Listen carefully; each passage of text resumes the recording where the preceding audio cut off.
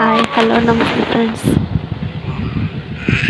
Evening time ಒಂದು mini blog ಮಾಡಿದ್ರಾಯ್ತು ಅಂತ ಈಗ ಸ್ಟಾರ್ಟ್ ಮಾಡಿದೆ. ಟೈಮ್ ಬಂದು 7:30 ಆಗಿದೆ. ಹಾಗೆ ಸುಮ್ಮನೆ ನನ್ನ ಮಗನ ಎತ್ಕೊಂಡು ಕೂತ್ಕೊಂಡಿದ್ದೆ, ಆಟ ಆಡ್ತಿದ್ದ.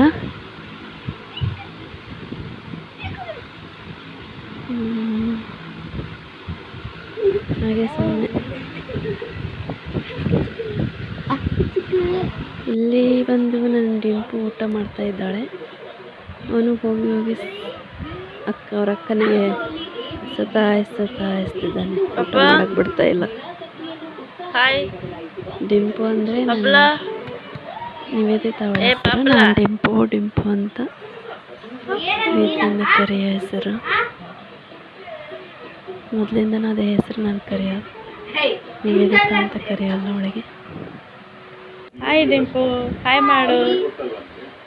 ಡಿಂಪು ಅಂದರೆ ಅವಳ ಹೆಸರು ನಿವೇದಿತಾ ಅಂತ. ನನ್ನ ಪೆಟ್